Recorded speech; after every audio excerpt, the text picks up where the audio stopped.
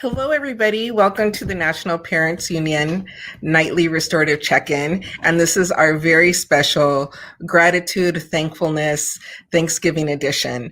I'm really excited about tonight and excited about all the different people that we have coming on to share just really beautiful practices of gratitude, words, crafting. It's just going to be a really beautiful night.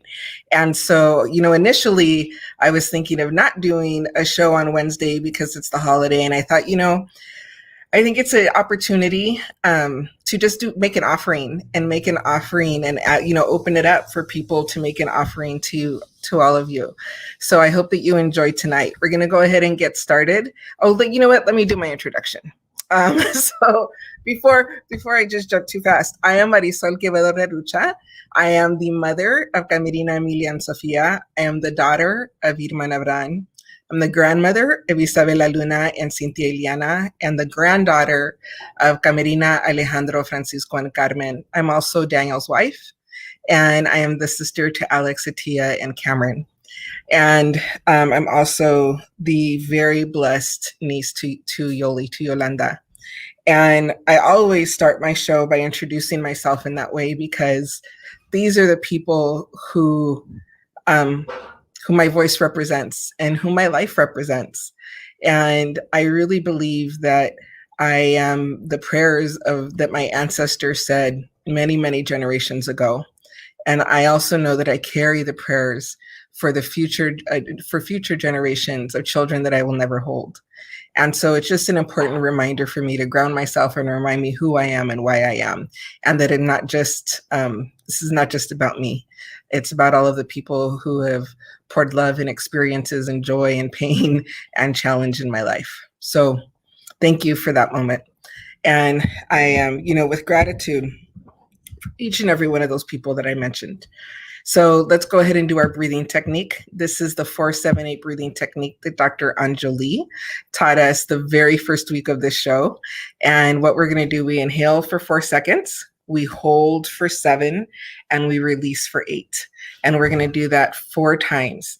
And this technique is just to center us, ground us, and really get us, allow us a space and time to transition into our night of gratitude. So let's go ahead, feet firmly on the floor. If you want to look down or close your eyes, take a breath in, release, and inhale. 2, 3, 4, hold. 2, 3, 4, 5, 6, 7, release. 2, 3, 4, 5, 6, 7, 8. Inhale. 2, 3, 4, hold. 2, 3, 4, 5, 6, 7, release. 2, 3, 4, 5, 6, 7, 8.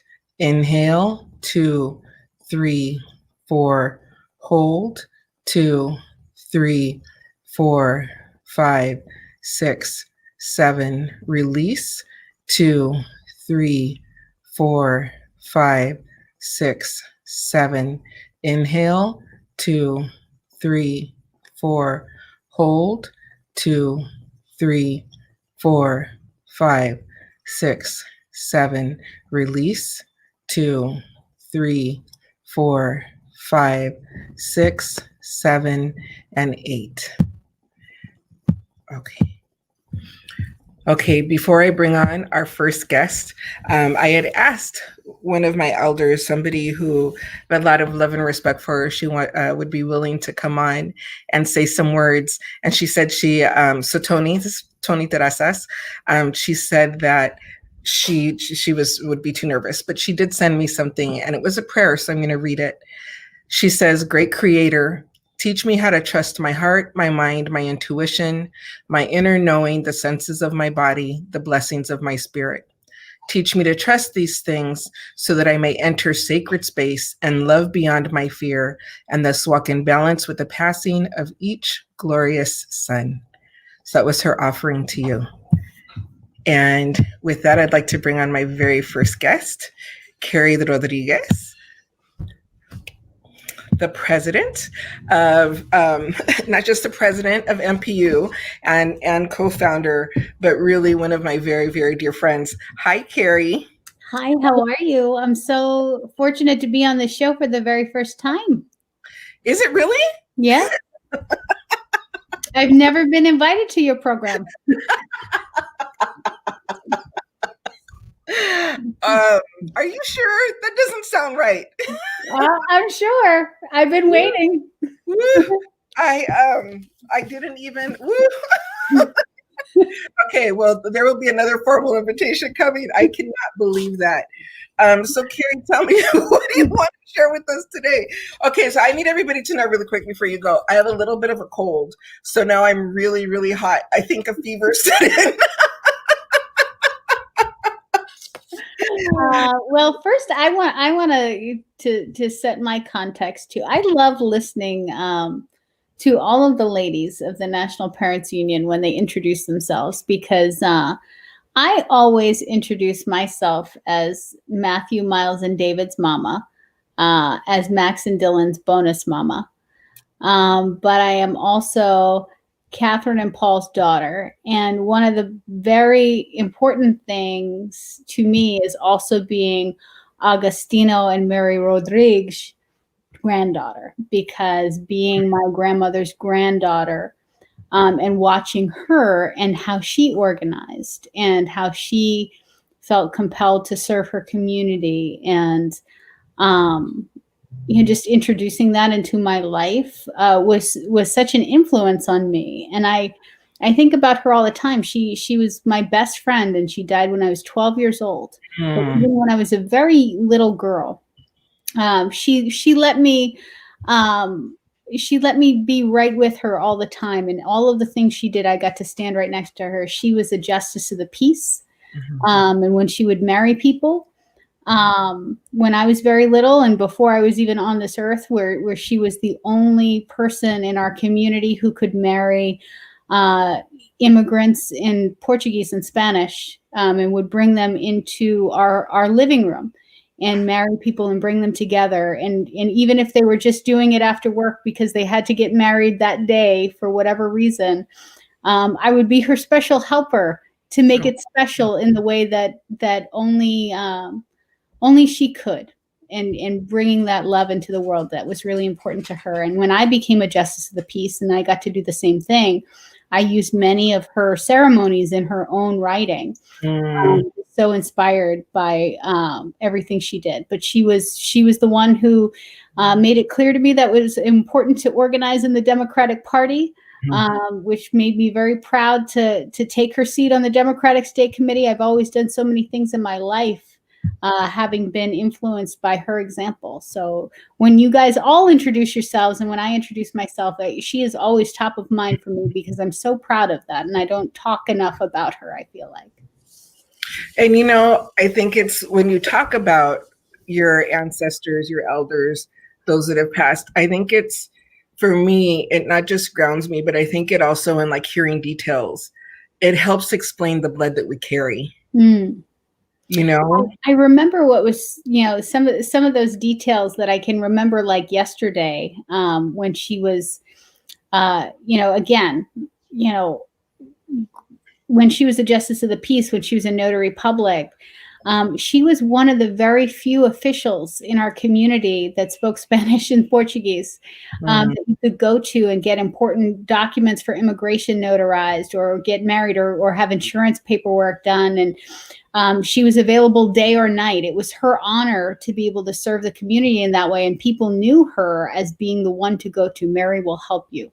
Yeah. And she had this seal. She had a seal that we used to affix as a notary, or to to officiate a marriage or whatnot. And we have to affix that. And I remember being little when she would let me practice pressing it on a piece of paper, or she would let me use her gold stamp. And how much it was just such a huge influence. And even now, now that I have that appointment power, and I was appointed by the governor to actually take her appointment as a justice of the peace, it meant everything to me. I still get that sparkle in my heart when I get to use that power, because I feel like she fills me And she's with me every time, like I officiate or, I have that memory. It's extraordinary how she's with me all the time. Thank you so much for sharing her with us, Keri. Thank you. And again, to know the blood that you carry. And I think it's so beautiful that she was able to, like, that ability to speak in multiple language. It's so much more about just the words. It's understanding culture. It's understanding like the ways of people. And I think that also is a type of bridge. And just what a beautiful, beautiful person. Yeah, it's funny. She's been gone for so long. Again, she died when I was 12 years old. But when I come across an organization that was founded in her basement, the Massachusetts Association of Portuguese Speakers, and its legacy in the Haitian community and in the Brazilian community and so many different communities of people in Massachusetts that don't speak English as their native language. It fills me with such pride, like having seen her work and the legacy of that. And it's always my hope that she looks at the work that I'm able to do with the National Parents Union and that she would be proud of that because I am also her legacy. Mm-hmm. Absolutely. Absolutely. And I also have this belief that all of us that are fortunate to be on this journey together with MPU, that all of our ancestors are together really celebrating and, like on the spiritual side of things, like giving us all that unified push. So what do you, are you sharing anything else besides your story of your grandmother tonight? I'm just, Thanksgiving Eve really is a moment of reflection. And, this has been such a painful year for so many of us. And, it's been very hard for me the last couple of weeks. I lost my mom very suddenly 2 months ago. She wasn't sick. She just left us. And, it's very hard because, going through the first holidays and trying to figure out a new normal, a lot of the time it feels like you're a little bit of an alien, especially in these moments where like we're not able to share your grief or your memories and in some ways your happiness with other people. And so it has been, such a journey. And I have to be grateful for the fact that, all of the beautiful people I have been able to collect in these relationships have so blessed me to be prepared for this moment so that I don't have to do it alone. And so I'm just really filled with so much gratitude that even in moments where I am not my best self, and I feel like there are so many moments right now where like I just can't be my best self. I'm just trying to be, get to the best place I can possibly muster right now. That I just have this beautiful collection of people who are patient and loving and understanding and allow me to just go through this as I am and be vulnerable and cry and feel my feelings and all of these things.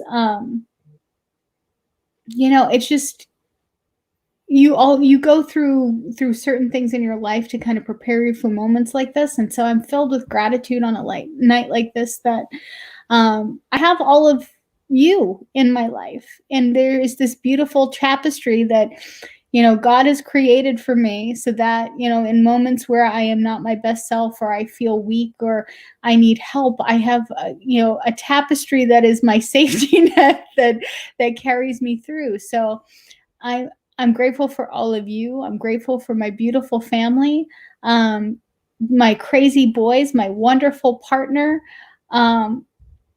and my aunts who have stepped in as mother figures for me, and have always done that because, my relationship with my mother, as it is with many mothers and daughters, was very complicated, and was not perfect. And so I'm just so grateful that I've had those figures, and my partner's mother, who has been extraordinary and allowed me to kind of lean on her as well. It's a moment where I'm filled with sadness and so many different feelings, but it all comes back to the gratitude I feel for having all of you with me on this journey. So it's a moment for reflection, I would say. And for all of you, I'm certainly in my little tunnel of grief right now, but I know I'm not alone. There are so many people who have, unfortunately, not only had to deal with the solitude of this moment because of the pandemic, but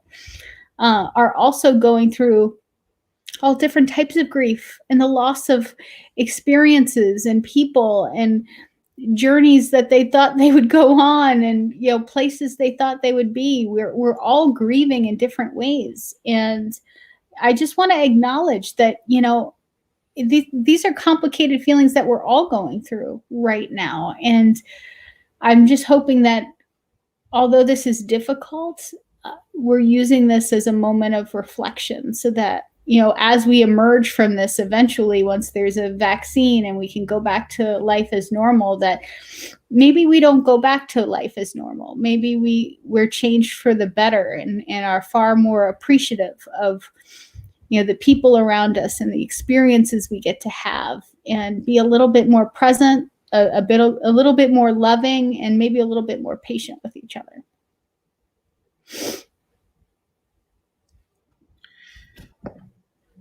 Thank you.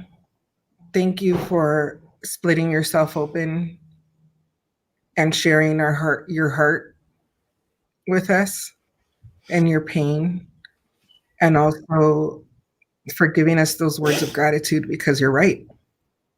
There is a lot to be grateful for. And I think being grateful for the pain, because it allows us to connect with each other. And I know that you have, Keri, we've known each other for a while, and we've known each other deeply. And I know your heart, and I know some of your fear. And I'm so grateful for every single person who I know sees you, and who I know is sending you their love and their prayers, and who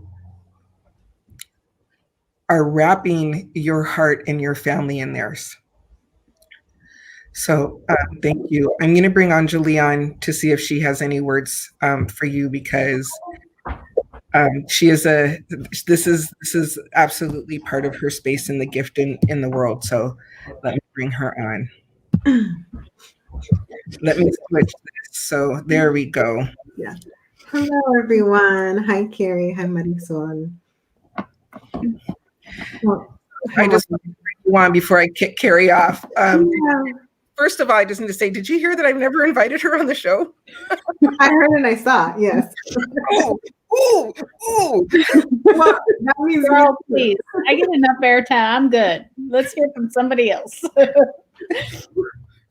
Well, and it's perfect. I do want to introduce myself, but I don't want to lose the moment of that. I actually wanted to address what you were talking about, Keri, of like grief and loss, and that, this is a time that I think is difficult for most. And that's the spirit with which I'm wanting to walk in here, and how I'm thinking about the Friday show. So let me introduce myself really fast. And Keri, I would love to do the technique that I want to teach, but with you, because you're in the space of the people that I'm thinking of that could benefit from it, if you have time. So for those of you that don't know me, I'm Dr. Enjolie Lafaurie. I'm here in Arizona on Autumn land. And now more than, today, or in these days more than ever, it's really important, that we acknowledge the lands that we're on. I'm originally from Southern California. I am Afro-Cuban, so Taino and Arawak on my dad's side, Maya from Guatemala on my mom's side. I'm a sister. I am a mother to a beautiful now 21-year-old daughter, Can't even believe that. And I'm a widow. So some of my professional roles are that I'm a psychologist, but I'm also what's called a death midwife. And that just means that I kind of help people, right, usher in this transition, right? Either help the individual or help the family members around them. The last acknowledgement that I need to give is that I'm a member of the Siwa Patli Collective. So we focus on Indigenous mothering. We like to say from womb to tomb. Okay, that's the quick version of who I am. So like I said, I'm thinking about grief. I'm thinking about like all of the people that we can't be with, that this is probably like a very abbreviated holiday for most of us, and abbreviated as in like we're choosing not to travel, or there literally are empty seats, there are empty seats at a table, or just there's loss of role, right? Of like, I don't have the person to make that pumpkin pie for. I don't have the person to make that sweet potato pie for. Whatever it is, and for whatever the reason is, there is a technique that I teach my clients. It's called I Love the Part of Me. And essentially the idea is that all of the emotions that we have pretty much coalesce into love or fear.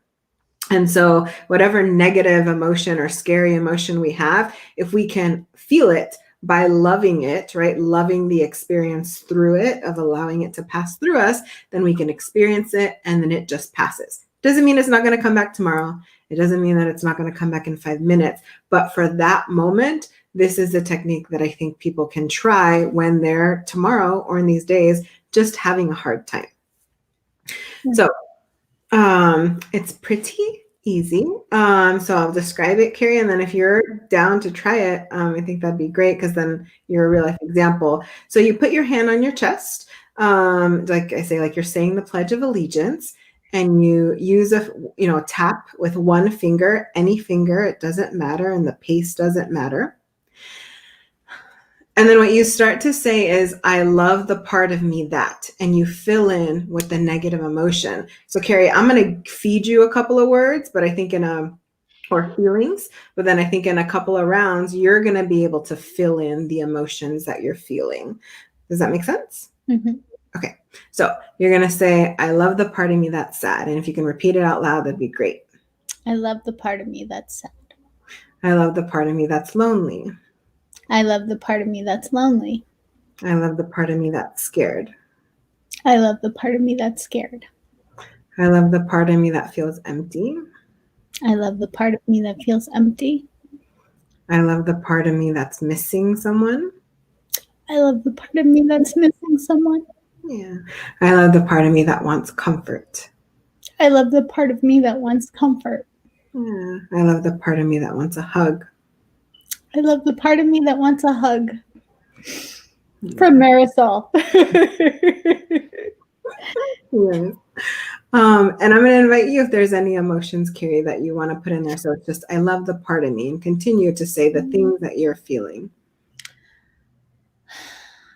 I love the part of me that feels fearful. I love the part of me that feels lost. I love the part of me that feels relief. Mm-hmm.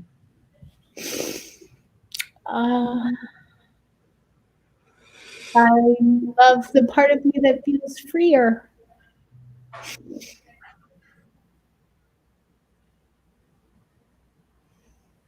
And I think that's all I got. Yeah, perfect. That's so perfect. So now, tell me how you experienced that exercise. Like, how do you feel any different after saying those words? I think I feel more honest, because what it feels like is like a jumble of feelings. Like especially when dealing with my mom. And I've been very open about this, so I'm not shy about, talking about, the complicated relationship I had with my mom. My mom struggled with alcoholism when I was younger. She was in recovery, but, she was still deeply affected identify, the causes of her alcoholism, although she had stopped about 20 years ago, 25 years ago.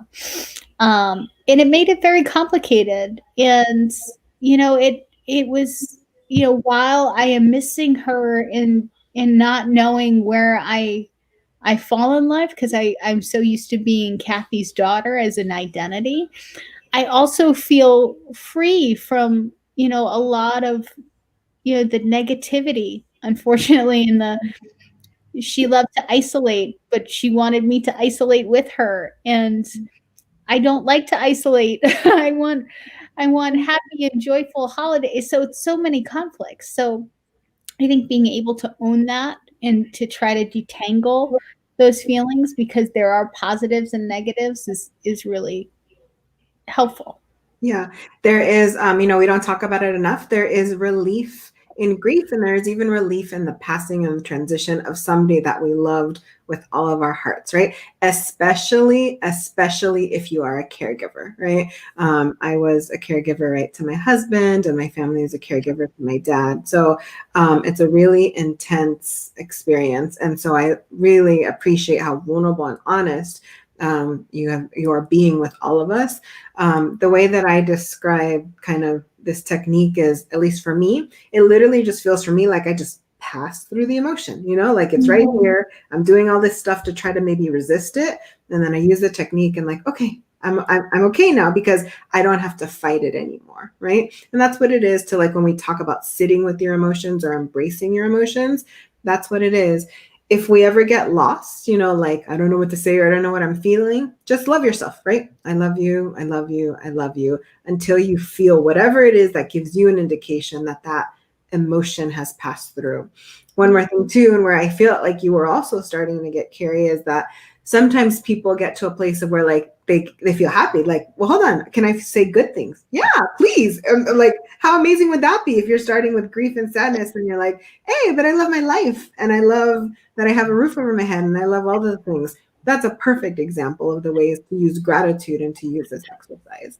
Yeah, I'm very happy that, and there's some guilt that goes along with being so happy about the fact that, like, I can be joyful about holidays and be silly and do the goofy, wonderful things I've always wanted to do with holidays that I felt like I was not able to do, before. And then I feel guilty for being happy. It's so complicated. Thank God for therapy. And thank you to my therapist that I see every Thursday. But like, I think it's really important, and I hope people don't mind me kind of wearing my heart on my sleeve, but like, culturally, it's very hard. Like, in my family, I'm sure they're all horrified that I'm talking about going to therapy or having feelings or any of that. Like, oh my God. But I think it's really important to be honest, because I think it makes it safe for other people to be honest, and then we don't have to be in isolation and suffering. And a problem shared is a problem halved, as many people have told me that I've needed to hear. And we don't have to shoulder these things alone. And that's been transformative for me. So thank you for letting me cry, and I'll probably cry a little bit more later and maybe more tomorrow, but that's okay. But for anybody else who's crying or is feeling that in their heart, like, it's okay to, like, share it with me, share it with whoever you need to share it with, but you don't have to feel it by yourself. Absolutely. Yeah, we are normalizing, we're normalizing this experience, like you said, instead of isolating and keeping it quiet. And, there are things, sometimes maybe we're not even, maybe the pain's not ours or directly in our families. Maybe it's ancestral, maybe it's historical, right? Which is kind of some of also the complications of this holiday, right? For some of us. So yes, there's so many ways we can use this. I'm just aware of time, Marisol, so I want to, I can wrap up, and I know you have a bunch of other folks that you want to get on. I want to thank you. I want to thank you both. You're welcome to stay on if you'd like. We have Wendy that's going to come up. So you let me know if you want to stay on. Yeah, I want others to take my, I didn't mean for this to be the Keri show. I don't like the Keri show. So I want to give others the space to share as well. I'll be watching and commenting, but thank you for letting me into your beautiful space that you've created here. I'm so proud of the both of you for what you've been able to create here in the beautiful community that you've built at 9 o'clock, where it's safe for us to kind of discuss these things and to bare our hearts. So thank you for all of your work. I'm very grateful for the both of you and everything that you bring to parents and families across the country on our behalf. Thank you. Thank you. Thank you. Goodbye, my friends. Happy Thanksgiving to you. Okay. Happy. Marisol, stick around for a little bit. Okay. Was there anything else that you wanted to share? Thank you. Thank you so much. I think that activity, so many people need, and so many people that are watching need it. So I love that things happen exactly as they're supposed to happen and people get exactly what they need. So let me bring on Wendy. Why, hello there. Hello. Let me move us around a little bit so we can focus on you. So Wendy, thank you so much for being with us. And thank you for agreeing to come on and share either a practice or some words of gratitude. Yes, thank you so much. And I just wanted to say to both of you, it is beautiful what y'all do as well. What Keri had said, this healing really does help. And then I know what Keri's going through, losing my father back in 2012. So thank you so much for that. And I'm excited to be on the show. Thanks for inviting me. Absolutely. Absolutely. And I wanted to share some things that I actually learned from a teacher, and actually had to get a hold of her to find out where she found out these practices that I used to help her. I would substitute her class when I used to work for the school district.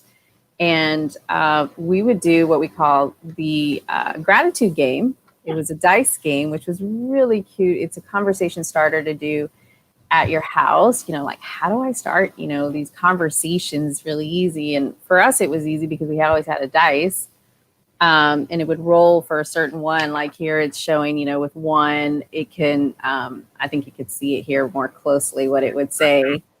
What is something you are grateful for? If you rolled the one, if you rolled two, who is someone you are grateful for?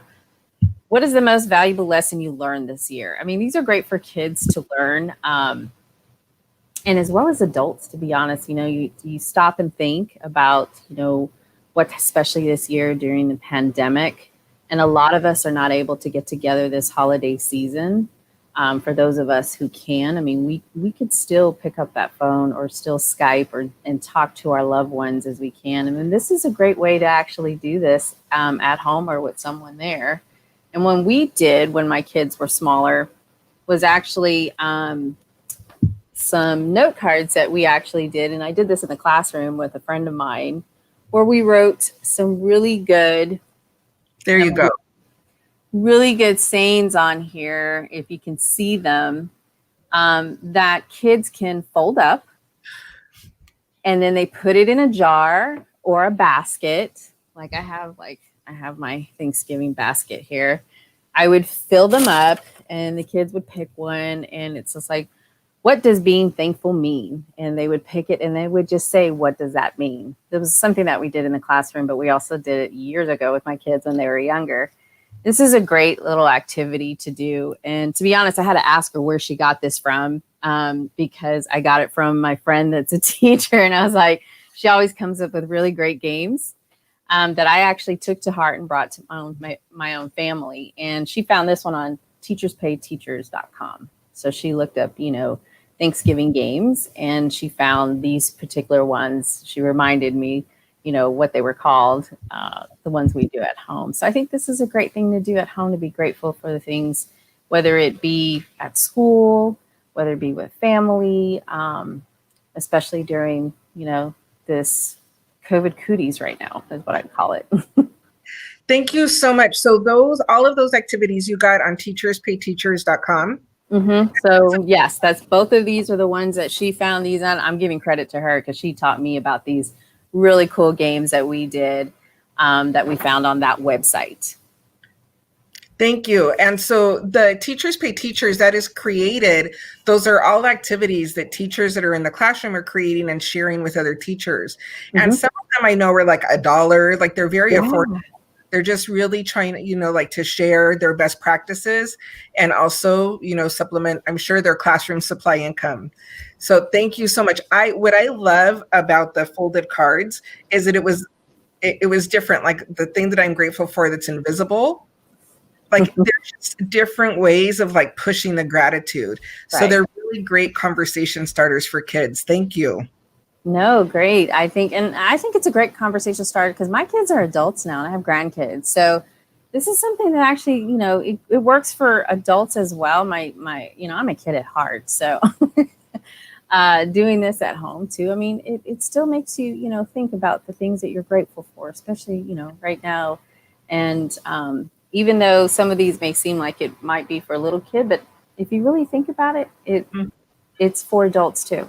So I hope that everybody gets a chance, to go to teacherspayteachers.com and find this one. I think this one, I got to make sure what she called it to make sure, because this one's called the gratitude game, which I love because it was a dice game. We love this one.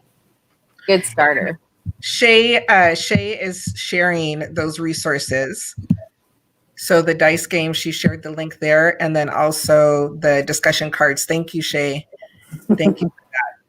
Thank you, Wendy, for being with us. I hope that you have a really beautiful Thanksgiving with your family. And I hope that you know how grateful I am to have met you in Nashville over a year ago. Yes. And we'll continue to work with you and really get to know you and be a part of this family with you. Yes, I'm very blessed and I'm thankful to have all of, the NPU family, be in my life. And I'm thankful that we're able to do more together. And we have the same mission, where we're here for our kids. Absolutely. I'm thankful for both of you inviting me on the show during this Thanksgiving holiday. So I hope both of you have a wonderful Thanksgiving break with your families. And thanks for inviting me. Thank you, Wendy. Good to see you, Wendy. Okay, and next we're going to bring up Christina Laster and her mama. So excited. Hello, everybody. Can you hear me? Yes. Hey, y'all know I'll bring the party with me. I'm so glad and just so grateful to be here. This is my mom. Say hi, Mom. Hi. How's everybody? And so, thank you for having me. I really am grateful to be here. Well, and Christina, when you and I met also in Nashville over a year ago, there was an absolute immediate connection aside from the San Diego connection. But you also, I don't know if your mom knows this, but you immediately adopted my mother as your godmother. Shout out to my Nina. Hey, Nina. I'm holding it down right here, Nina, right here. And I'm sure she's watching. Oh, she says, here we go. Let me see. I'm getting a lot of beautiful comments, but there's your Nina. I love you. Yes. And Christina's mom. I'm sorry, what is your name, Christina's mom? Oh, it's Penelope Groves. So Penelope, I just want to thank you for the gift of your daughter and the gift of all of your children. Who she is and the blood that runs through her is strength, it is power, and it is beauty. And she would not be who she is without you and without all of your ancestors. And so I just want to thank you on behalf of myself and my family for the gift that you've given this world. Oh yeah, she's such a blessing to all of us. You're welcome. Thank you. And so in saying thank you, I wanted to just mention how I feel like over the course of my life, thankfulness was a stepping stone to gratitude, right? And it starts with being thankful. And then you have that deep connection, that sense of gratitude. And so because I am just practicing that gratitude, I wanted to use a poem to explain what that looks like in my life. And so here's the poem. Gratitude. It turns what we have into enough and more. It turns denial into acceptance, chaos into order, confusion into clarity. It can turn a meal into a feast. a house into a home, a stranger into a friend. It turns problems into gifts, failures into successes, the unexpected into perfect timing, and mistakes into important events. It can turn an existence into a real life and disconnected situations into important and beneficial lessons. Gratitude makes sense of our past, brings peace to today, and creates a vision for tomorrow. And so I wanted to just share that. That was not written by me, though I would love to take credit. But that's really my heart and how I feel about every situation, just moment by moment, day by day, practicing gratitude. And I'm just so grateful. I don't have any reason to complain. And so that's the lens that I look at everything for. And I wanted my mom to, speak to how she uses gratitude to overcome challenging times. Yes. So I know many of us all often have trials and tribulations that we go through in life, but if we can just be thankful for it, it's not going to break us. It will make us stronger, and it will make us who we are, resolute. And I'm just thankful for all the trials and tribulations that I had to go through and endure. And I'm thankful for it. I'm thankful for my family. And, I lost my mom when I was 15. So that was devastating to me, but it just brought me strength, because now with my kids, I just love them. I help them. I nourish them, and I cherish them. And I praise them for everything they're doing, and with their destinies. They're, fulfilling their true callings. So I'm just thankful.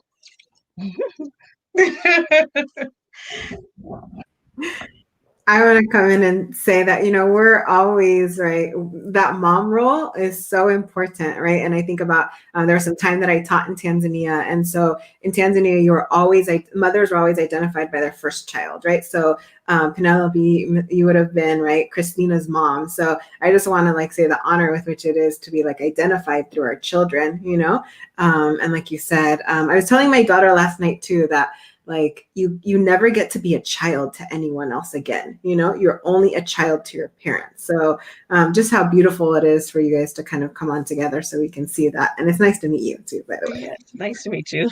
Thank you so much. Oh, thank you, Nina. Love you. Thank you to everybody in the chats for speaking on their gratitude and thankfulness for me. I am way more thankful for you all than you even understand. And so I just appreciate you all. Thank you. There's a Bible verse that says God puts the lonely in families, and he has surely given me a family with all of you guys. And I just love you. Thank you so much. So, Christina, if you could please do us a favor and share the poem. And also, Miss Penelope, I don't know if you're still in San Diego, but if you ever are, aquí tienes tu casa. We are here. My family is here for you as well. Thank you for coming on and sharing your words. Muchas gracias. Bye. Love you all. Okay, so I want to just take a break and do so. I just need you to shake your head, Eliana and Maritza, because I can see you. Are you okay if I go ahead and push forward with, as I want to do the craft that my 6-year-old goddaughter did. And so I want to go ahead and share that, because I don't know if her parents were letting her stay up or not to watch it. So you guys are good. I'll exit out. That way you don't have to split the screen. Okay. Thank you, Dr. Enjolie. Thank you all. Okay. So let me get here. Okay. So I know it looks crazy. I apologize. And here we go. Can you please introduce yourself and tell us your name, how old you are, and where you live? Yes. Okay. Hi, my name is Camilla. I am 6 years old and I live in Texas. You do live in Texas. So Camilla is my goddaughter. And one of the things that I am most grateful for is the time that we have been able to spend together, because we're home. So it's really one of the silver linings of this time has been able to spend time with you. We read books, we talk, we do some online shopping, and we also do crafts. And so can you talk about the craft that we're going to do today? Yes. Today we're going to make thankful trees. Okay, so we're going to make a thankful tree. What are the supplies we need? We need some scissors. Okay. We need some glue. We need something to write with and something to color with. And we need construction paper. Okay, and then we also need either a white paper or something else for the backdrop, right? Yes. Okay, so let's get started. With the construction paper, what do we do with it? We're going to cut them into shapes of leaves. Okay, how many different colors of construction paper should we have? We should have 3 different colors. Well, we should have 4 colors and 3, so 4 leaves of each color and 3 colors. Okay, so I have 3 pieces of construction paper here, and I have 3 colors. I have green, yellow, and red. And so I'm just going to freestyle a leaf. And then what are we going to do with the leaves? With the leaves, we're going to stick them onto a piece of paper. What do we do before we stick them on? We're going to stick them on our thankful tree. Right, but what do we do before we stick them on? We write what we're thankful for. There you go. Okay, so what are you thankful for? What do you have on your leaves? So, animals, nature, cooking, my toys, my home, Jesus, God, dancing, family,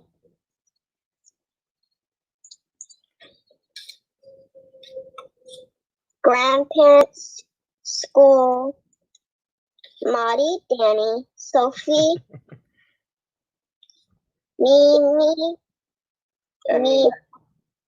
That's us. That's all of us. So I put in mine, I put my Iyanla, I put work. I'm very grateful to have work. Let me see, what do you have on that one? Food. Oh, yes, I love food too. I put the ocean, and then I have all my goddaughters. So I have Camilla, because you're my goddaughter. I have Camilla, Viana, Eliana, Margie, and then I also have my home. So we're gonna glue these on the paper, right? So what do we need to do to prep our paper before we glue? First, we need to draw our thankful tree. Okay, and how can you show us what it should look like, or do we freestyle? Okay, did you design that yourself? Yes. You're such a phenomenal artist. Let me see that again, put that up. That is beautiful. What did you use? What was your medium? Did you use crayons or markers? I use crayons and markers. That is really beautiful. Okay, I'm freestyling mine. I'm just gonna kind of leave it open right now, but I have this is the dirt area, my trunk, and my tree. Okay, now what?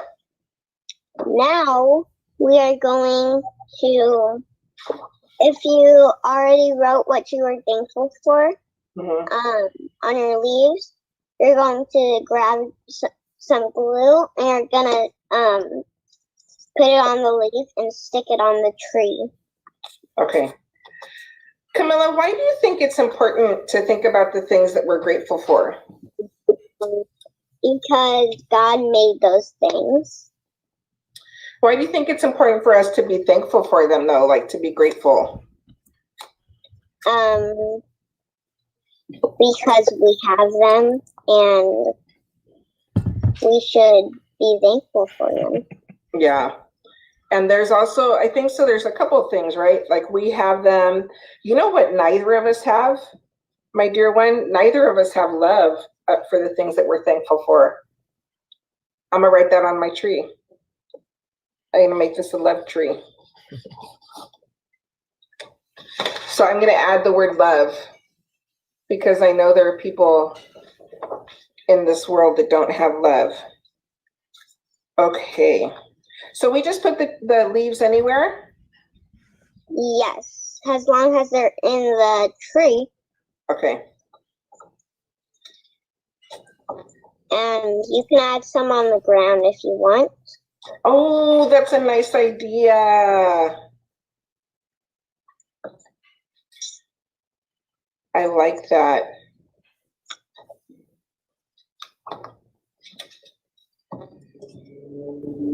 I'm going to put a leaf like falling down.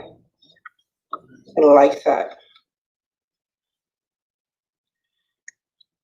Where did you get this idea for the thankful tree? I actually looked on my mom's phone because she, one night she showed me it. So one night we were watching, something and, she told me to come to her. So I went to her and she, showed me this thankful tree. And I said it was a good idea to do that. Are you going to make thankful trees with your sisters?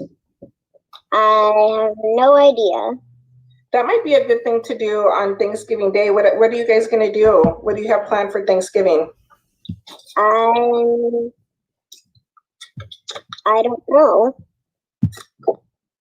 Okay, I have a quick disclaimer. So Camilla tells me, you'll see right now, that they're going to be going to people's houses and going and seeing her family.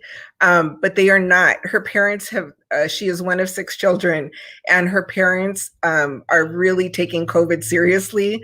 Her mom, after we were done with the show, was dying because she knows how serious COVID is. But, you know, my little 6-year-old baby, I think that's really what she wanted to have happen. But they are going to be home, her mom and her dad and her 6 sisters together. I think that it's actually been a really long time since they've seen their great-grandparents and their grandparents because of COVID. So just a disclaimer. Like, probably we're gonna go to people's houses and tell them Happy Thanksgiving. Don't forget to wear your mask. I know your parents haven't had you out. So make sure you're safe, okay, baby? Okay. Okay, I have my tree. How's yours? We have about 2 minutes left. I am done.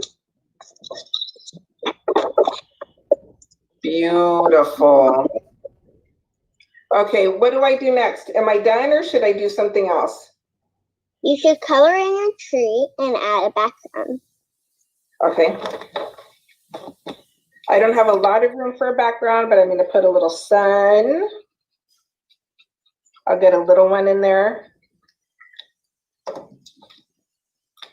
May add some birds flying. I'm going to do a little seagull looking. And then on the trunk, do I do anything? Do I just color the trunk in?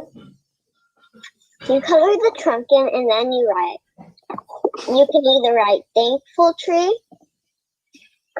or you can write I am thankful for. I love that. Okay, I'm going to write thankful. I'm going to do both.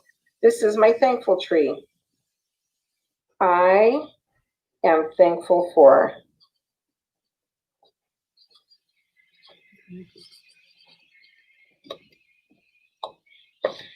I'm thankful for our time together. Here's my tree. What do you think? I love it. Okay, baby. Thank you so much for coming on and sharing your craft on the show. Do you want to say anything else before we go? Stay safe and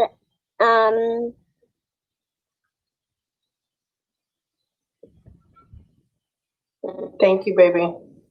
I'll make sure for everybody, you want everybody to be safe, right? I'll make sure that we share that at the show. Thank you, my love. I'll see you later this week, okay?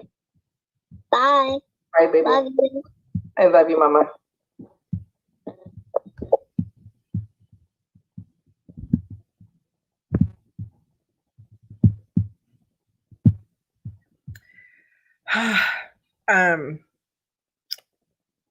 Being with her is a highlight of every single week. And we're going to do our crafts back to back. So I have Camilla is actually my first goddaughter.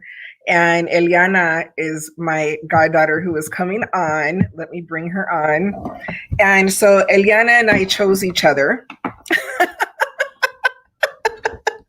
And we had our own ceremony where we accepted one another as godmother and goddaughter. So Ellie, thank you so much for coming on, and thank you for agreeing to do a craft. I have these amazing artist goddaughters.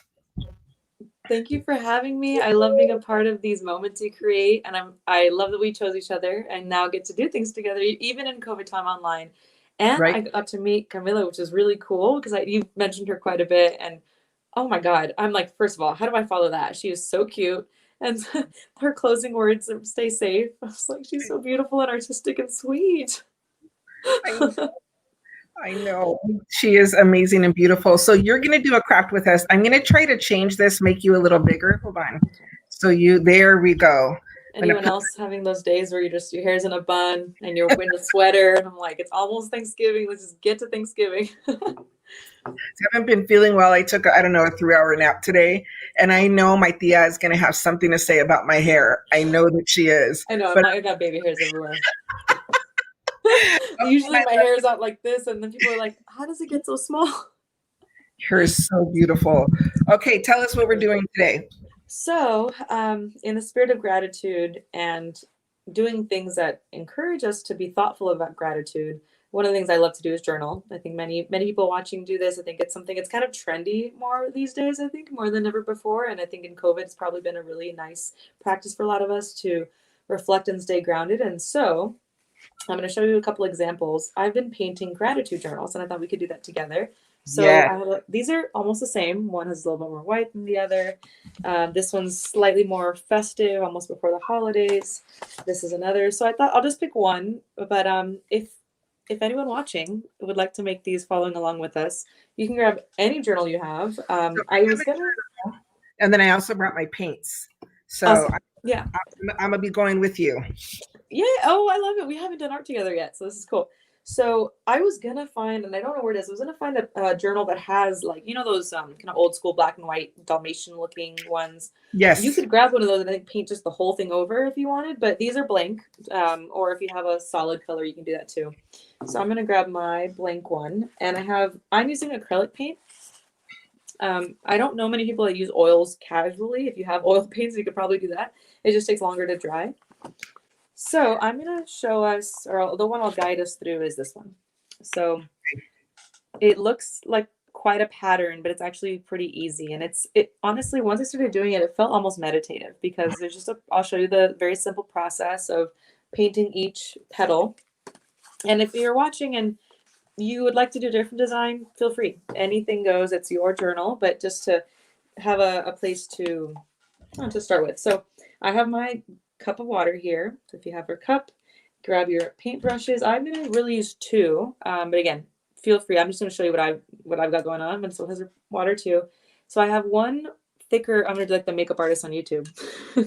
One of the thicker paintbrushes, and then I have a thinner one. Okay. And so with the example I showed, I put red as the background color, and then yellow, and then a little bit of accent with white. But you can choose whatever colors you like. I'm gonna do white in the background instead of red.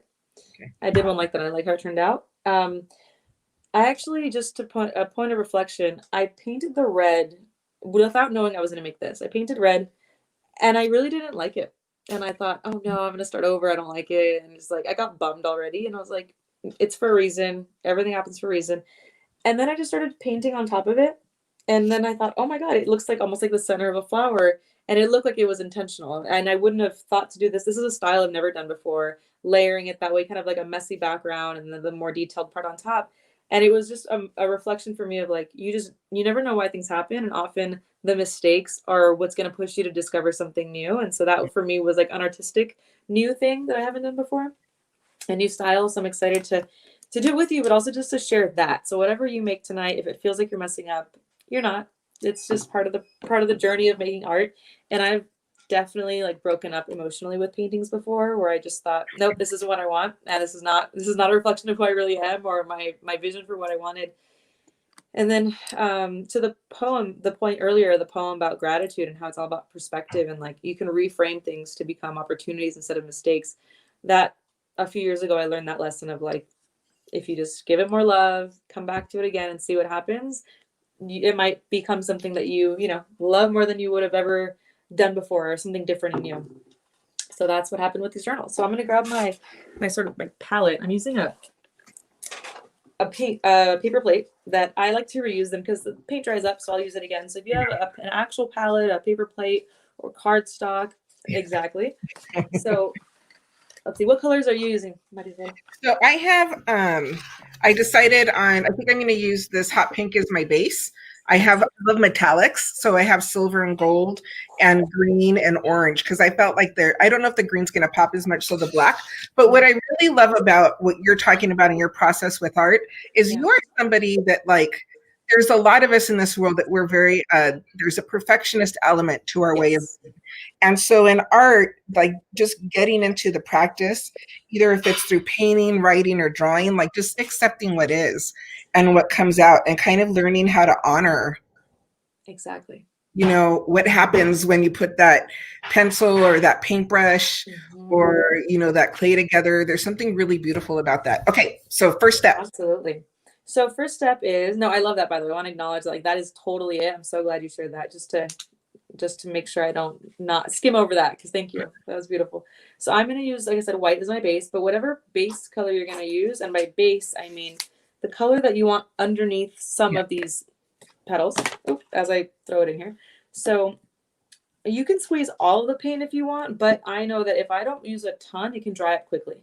So I try to just do one color at a time so that my palette of paint doesn't dry up too fast. So I have my base, and I'm going to take this thicker, the wider brush. It's more square-like.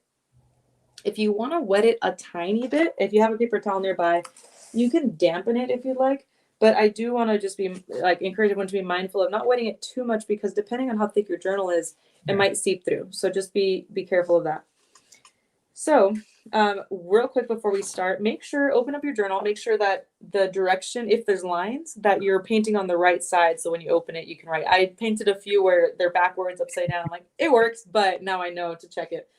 So another trick I do is look at your journal, and if there's any corner or part you want to cover with paint. So if the corner is a little torn, I had some that had a little bit of water stain over it, so you can paint over it with the paint colors. So I'm looking at this to see where I see creases or anything that I want to cover up. I'm going to do the top right corner, bottom left.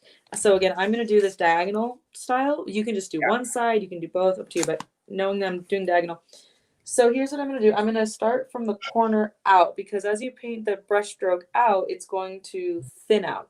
And I like that. I want it to be a little bit darker, thicker in the middle of the corner, as if this is like the middle of a flower. So I'm going to brush from the corner out. And you can keep that down on your table. I'm going to try to do it holding it up. I'm just doing streaks out.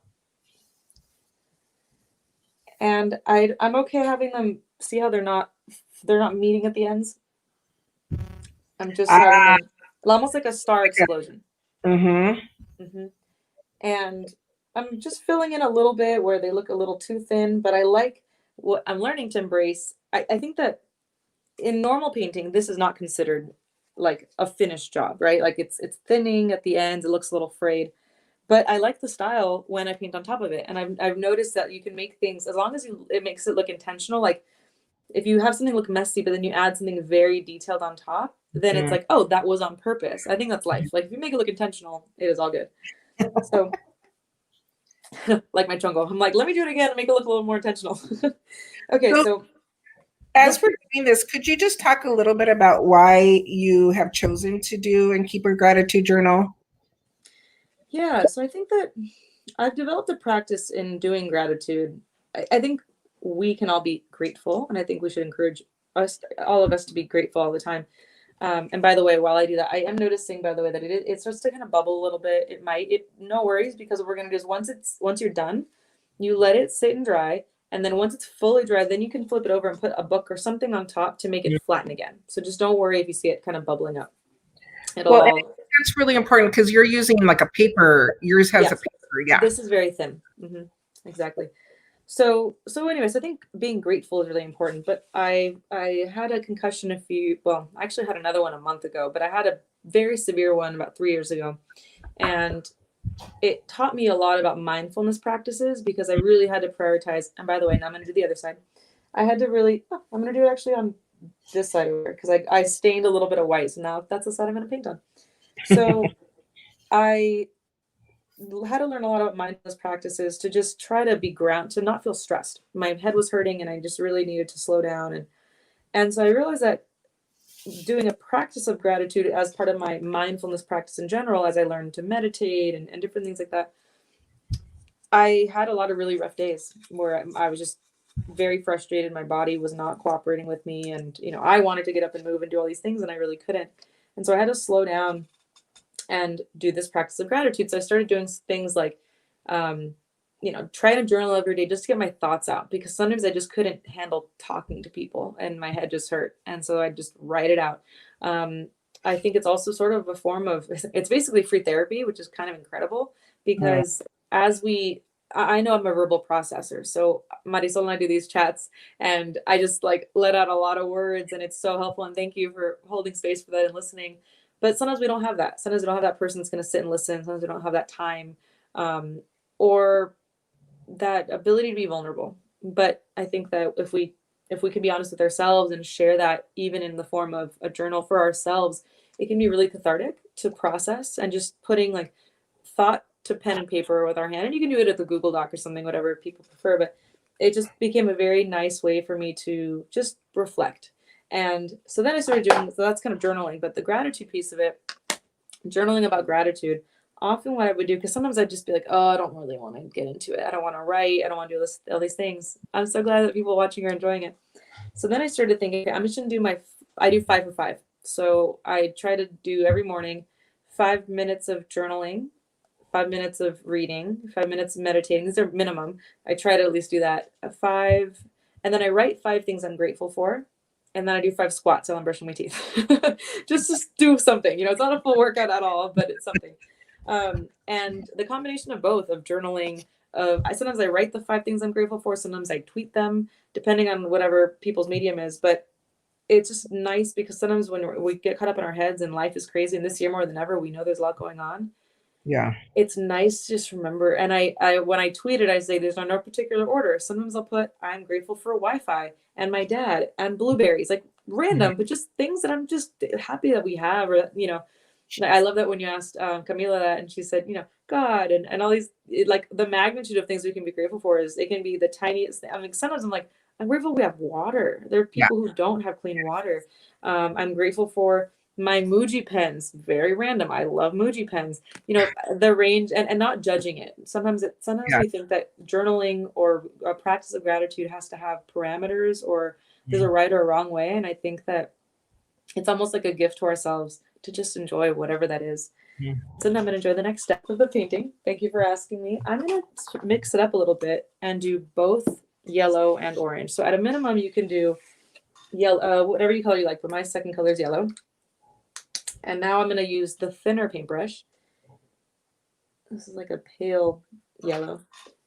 I'm going to put a darker one. If you are doing this with us, I'd love to see in the comments, or if you want to do it in the future or have any questions or something. I love that we got to see that question live.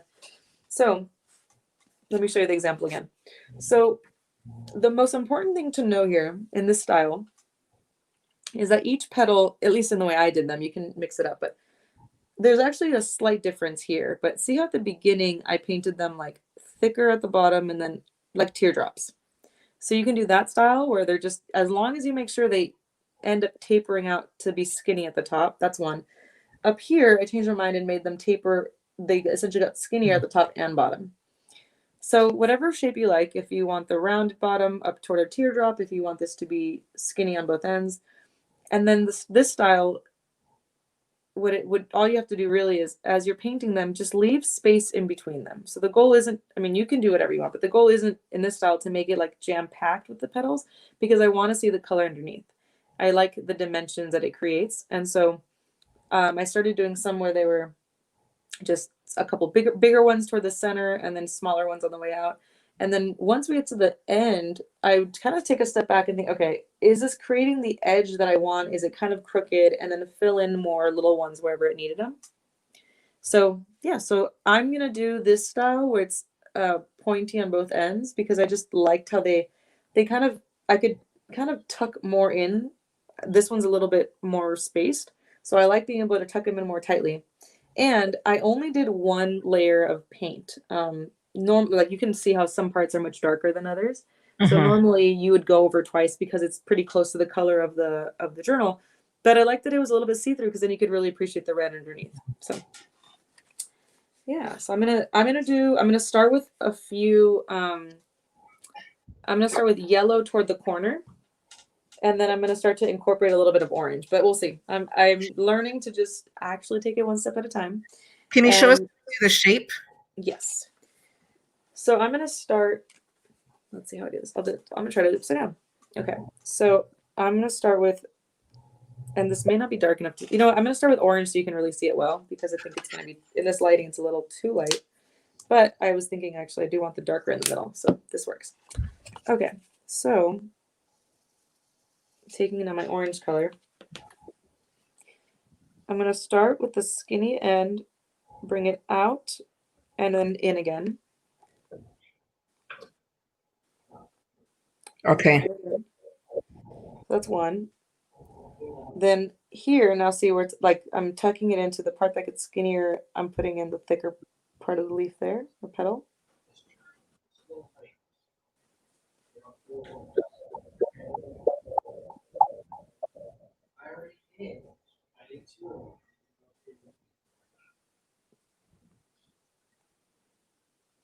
I'm like trying not to paint it under my chin.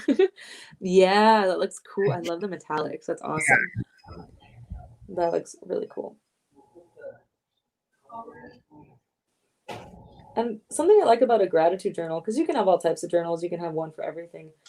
But what's nice about a gratitude journal is that if you come back to this later, everything you're looking at is gratitude. It's not the rant that you needed to let out. It's just beautiful, positive things.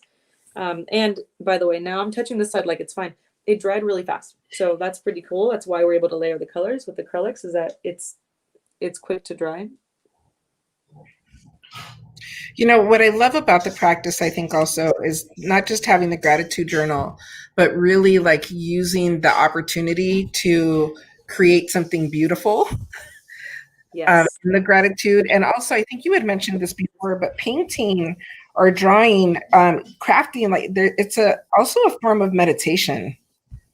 Totally is. It's so interesting how I think it just makes us really focus and be present. We can keep thinking about other things, but it just makes us kind of zero in, and being present is also a practice, because we have so much going on. It's so easy to be caught up in our heads of things, or to just not sit still for a minute and enjoy the stillness. Yeah. And I think this is something really beautiful to do. I think next year, once I'm able to be with my family, like taking all the supplies and doing this with my family, I think it would be really beautiful. Yes. During one of our traditions has been that on Thanksgiving, we do like a little secret Santa. And then every week, though, then we would get together. So it would be my mom, my dad, my stepmom, my Atiya, my brother, my daughters, the grandbabies. Every week we would get together and exchange our little gifts. And so it really was, really more about just having that time. And I think one of our love languages is gift giving. So also the excitement of the Secret Santa. Yeah. Something like this. And everybody in my family definitely has some artistic abilities. And so this is something that I think they would really, really enjoy. So could you guys forward us to the blending the colors because I have two more people that are waiting to share. Yeah. So I thank you for that. So I just did 3 as examples. So I took the same orange, added a little bit of yellow. So now I'm going to do probably 2 rows of that, but you can combine any colors you like. I'm going from darker orange to lighter, and then I'll do yellow next. So I'm going to do probably this row and then the second one here in the windows, as we call them, like the in between. And after this, I'm going to start making them smaller. But I love blending colors. I think it's so fun to, like, you know, have the blend of the two of them. And so, yeah, let me just show you on here. There's a lot of colors I didn't use, so ignore that. But this is the orange I used. I had this yellow, and then this is where I mixed the two together. And like now I'm mixing even more. So I'll do a second tier of in between before the yellow. Here, I'll add this one too.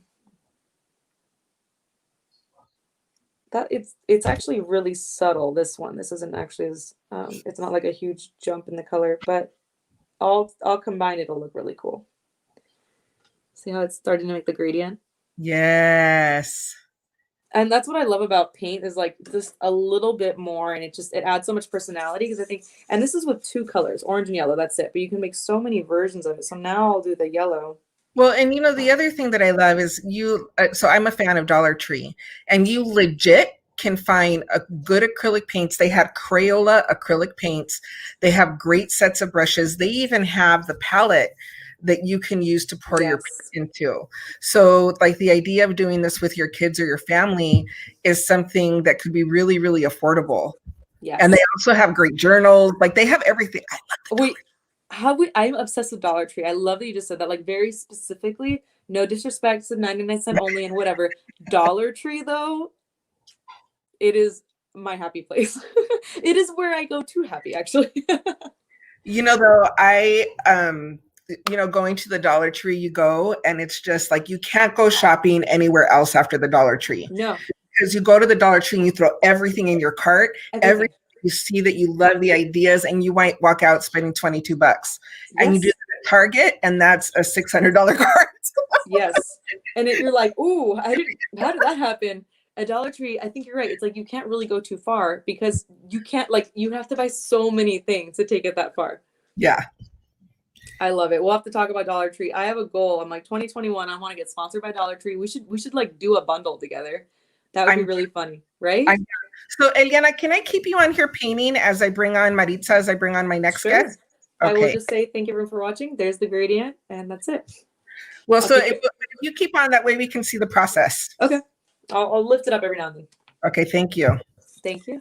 And let me fix this so I can bring Maritza. Why, hello there. Hi. Thank you so much for being with us. I know you're 3 hours ahead of us. It's 10 o'clock at night there. And yeah, can you tell? Look.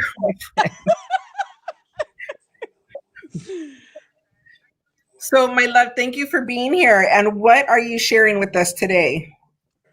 Oh my gosh, I am not an artistic person. No. I still haven't had a chance to go in and start finishing my prep for tomorrow's meal, but I can share my words of gratitude for everything and everybody that I have in my life. Y'all gonna give me don't see, you know I'm a tough ass, but then you're gonna have me start crying over here. But this has been a crazy year for many of us. Many of us have suffered loss, whether it was due to COVID, due to illness, due to accidents. Many of us have experienced medical emergencies like we did in my family. But I'm so grateful, so very, very, very, very grateful to all the people, especially all of you, my MPU family, that was so supportive for those very few weeks that I was running ragged, between the hospital, between work, between running back and forth with the kids and the online learning and still working. And for, my sister, my sons, my daughter, Mecca, my husband, even for the fact that I met all of you in January, and then who knew that my life would, go through so many changes. You know, I lost a job, I gained a job, I gained all of you. So many things have been happening. So many more things are going to be happening. The fact that I've been blessed with being very resilient and never giving up and keeping it moving, even when at times it was very hard. The circle that we share, I'm so very grateful for that. Just the ability to form new relationships and expand my family. That's what I'm much more grateful about, that I've been able to expand my family. Friends are very different, but family is something very unique. And I consider many of you my family. And I appreciate that. And I love you very much, Marisol. You know that. I do. And, you know, Maritza, I'm going to go ahead and speak on behalf of MPU and all of the people, because I know how grateful we are for you and the joy that you bring to every single encounter that we have, every meeting, every community circle. And you bring yourself exactly as you are, and you are a gift to this world. And Enjolie would like some more gift. She's asking for you to share. That's our song recipe. Absolutely. I actually did make a video about it, but I gotta find somebody that's maybe I'll have Mecca do a full video because we broke it up. But I'll be happy to do it. Absolutely. You got it. And also, so I don't drink, but I think that I would make it and taste it, the coquito recipe. Oh, honey. I made some yesterday. I'm about to, my hairdresser's here because look, I'm getting new braids in, y'all. I was like, I need to stop. I said, give me 10 minutes. And then she's almost finished. I'm going to give her some. But the coquito recipe, you know, for those that do not know, coquito is something that is traditionally from Puerto Rico. But me being me, I said, you know what? I can make this. So I've been making it for a few years. And I love it. I am heavy-handed with the rum, but you know, that's just me because I'm a rum baby, you know, thanks to my dad. But I would love to share that as well. It's so easy to make, and it's so delicious. It's our version of eggnog, but it's spiked eggnog. Yeah, please. So both of those recipes. Oh, look at that! I have paint on my head. Absolutely. Both of those recipes, please share those with us. And as you'll see, Nehemiah is sending you some love. Shay is saying, and I don't know if coquito. So Eliana, one of the things that she does, she owns a tequila company. Ooh. Oh my gosh. And I love coquito, and I think some coquito with some tequila in it should have happened a long time ago. Yeah. I mean, we just need to upgrade. No, people are laughing at me because I make a non-dairy version of coquito as well, because a lot of my friends say, listen, I'm lactose intolerant. I got you. No worries. I use almond milk. I also have added, you know, mango. I've added peaches. So, you know, because that's just me. I just got to try it. Oh my God. And I love making it. I got to make some more. I love it. I can't wait. I was muted, but I wanted to jump in. Like, I can't wait for the recipe. I love coquito. And I think a remix has to happen. My expression of love to people is cooking. Anytime I visit family and friends, I'm like, look, just show me to your kitchen. If you don't have a caldero, don't worry. I'll buy one and leave it at your house. You know, my best friends in Florida, they know that. One of my girlfriends, Lori, she didn't have a caldero that adequate for my style of cooking, which is for family style. I said, no, mija, let's go. We got to go to Walmart. We'll get you a big caldero. We left it there, and she's been using it ever since. But that's how I show my love. I cook. So when all this craziness, you know, calms down and I'm free to travel, MPU family, when Maritza comes, get ready because she's going to cook. Cook with love, and that's how I show it. I'm going to be cooking for everybody. So, Maritza, do you want to stay on? We have one more guest that I'm going to bring on. Do you want to stay on, or do you want to exit? I'll listen in, honey. I love you. But I got to start prepping. I got to prep. I got to cook for everybody. I love you. I love you. Thank you. Love you, everybody. Bye-bye. Okay, so, Eliana, I'm bringing my comadre, my sister. Oh, I'm so sad I didn't get art supplies to do that. It's so beautiful. I love that journal. Okay, Ellie, give us the update. What did you do? So I'm on, let's see, my second tone. So a little bit lighter than the first orange. And I'm going to finish one more. And then I have 4 colors going. So we're getting in there. You make it look so easy. I'm Thank looking you. for it. Honestly, I feel like this is one of my, I hope, easier ones to show people. It's just the shape. It's like if we can just get the skinny top and bottom, wider on the middle. I feel like it's just a matter of playing with, colors and shading. Yeah. Beautiful. Thank So you. one of the things that Atiya and I always say to each other is that there would be no me without you. And so I'm so glad that you decided to come on. Yeah. I have no idea what you're going to share. Oh, well, you just told me to talk about what I'm grateful for. And, this year, like everyone else, this year has been a very, very trying and difficult. And I've been blessed enough to be on your show before and talk about how we welcomed our son into our house in February 24th, 2.5 weeks before we shut down. And so I'm very, unfortunately, he's not with us this week because he was having such a hard time and he had to have some space from us.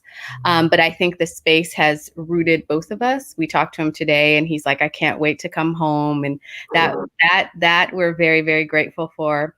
When we dropped him off, I was looking at photos from when he first got here and just seeing the difference in his eyes and in his space and in the grounding, and knowing that even though it has been very hard for him, it's been hard for us in certain ways, this is the right journey for us.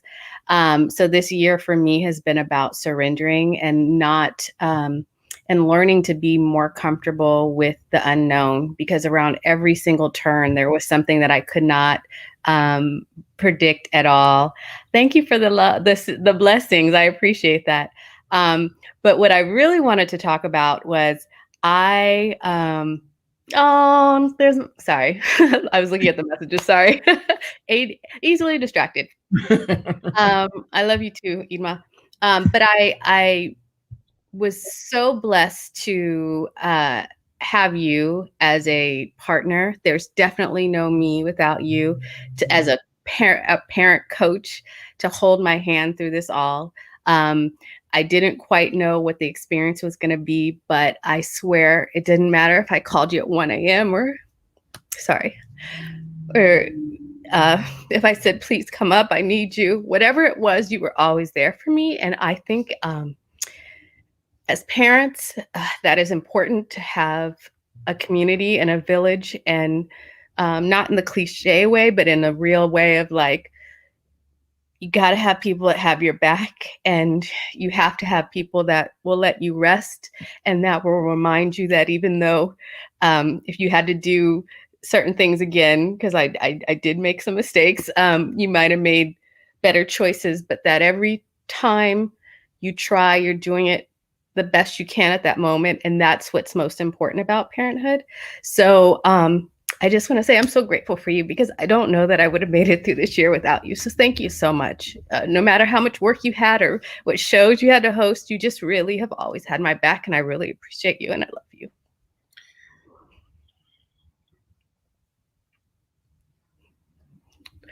Only one of us gets to cry at a time. My emotion gets stuck in my throat and then I can't talk. Like my emotion gets stuck. Atiya, I think the gratitude, there's so much, right?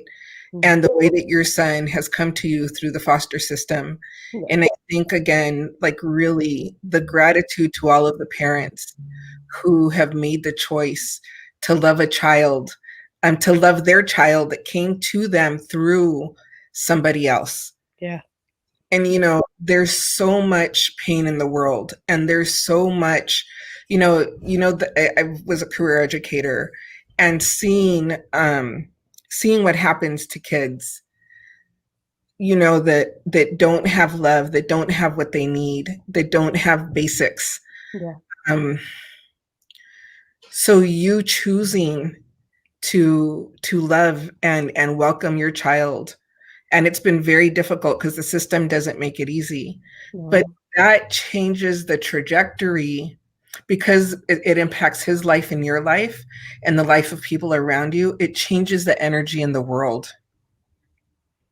I you know, it's interesting. You can't predict the future, but I am looking forward to seeing his path. He's we just had our parent teacher conference and he's skipped up 2 reading levels. He on the phone today, he was asking me about the tense of a word.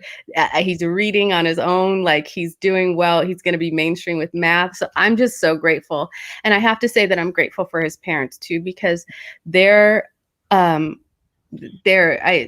revealing too much, they're not here with us anymore. But their lives were not easy.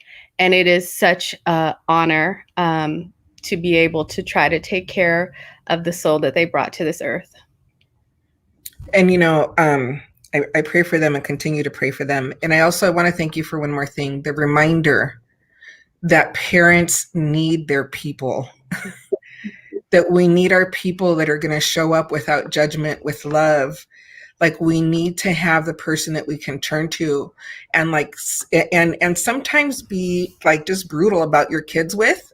You know, that they're not going to judge you for that, or they're going to think differently of you, or that's going to roll with you in it, because parenting, while it is the most beautiful, is the hardest journey. And thank you for that reminder, because I think sometimes people forget. I think we forget what we need, and we need that space. And I want to thank you also for being that space for me. Of course. I love you. I'm going to make you stay on though. So, well, Ellie, are we done? So we can all say goodbye together. I love it. As I'm muting myself, I said I got like 2 petals left, and we're basically done. That is so beautiful, and I just want to share. So, Tony Terrazas, I read the prayer that she sent us, and so I love that. So, Tony, if you want paint for your journals, hit me up. You know that I will go gather them, and I think that's something also really beautiful that you can do with Vienna. Aww. Okay, so this is our last group. I want to thank you and thank you to all of my guests for coming on and sharing. Special thank you to Camilla Joy, our 6-year-old crafter. So sweet. She took her time with that entire craft and explaining it, and it's a gift. And I just thank all of you, and I love you. I don't know if either of you have any last words before we go. No, I just hope everyone has a moment to rest and really just kind of recharge, and gratitude for this organization and everyone that is listening. Yeah, thank you for the opportunity. Marisol, so grateful for you. It was beautiful to hear other people share their gratitude for you, because I know I'm grateful, but it's like we're all in this club of people who all appreciate you. And so for everyone watching, I hope that other people can have a Marisol in their lives. And if you do, you know, taking the time to appreciate them. And if not, I think the other beautiful thing is being a Marisol to somebody else. And that love goes both ways. And so thank you for this. I love you, baby. Okay, good night, everybody. Thank you. And by extension, I love you too, Atiya. Ditto. Have a wonderful Thanksgiving, everyone. Bye-bye. Bye.